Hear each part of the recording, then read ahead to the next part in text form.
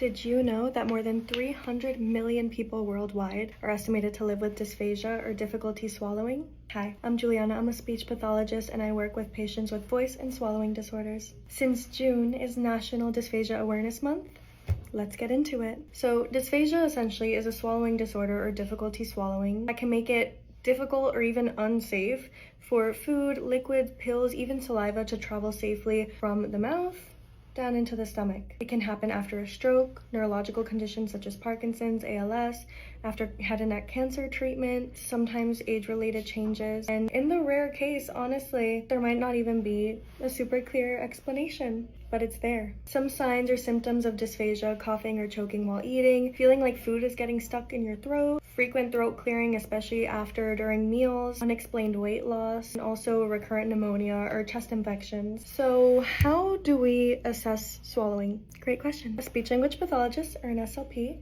will perform a clinical swallow evaluation, ask you a bunch of questions, get a feel for what's going on the outside. But in order to actually figure out what is going on, we need an instrumental swallow evaluation, which consists really of these two studies. A modified barium swallow study, which essentially is a video x-ray where you're given different consistencies of barium, which is a contrast that you can actually see on the x-ray, and you're able to see the bolus or food or liquid travel all the way from the oral phase to the pharyngeal phase, even to the esophageal phase. It's a really great comprehensive evaluation of the safety and efficiency of your swallow. And on the other hand, this is the evaluation I typically do in my offices, is a FEES, or flexible fiber optic endoscopic evaluation of swallowing, where we basically use a little flexible endoscope, go through the nose, and we're kind of hanging out above the larynx, and that's using real food or liquids, not with contrast, but we're putting either blue or green food dye so we can actually see what is the bolus. We're able to see more of the pharyngeal phase before or after the swallow. Also, we're able to visualize the vocal folds and see some different things. So they're both really great comprehensive exams, different pros and cons, and depending on the patient and what they need,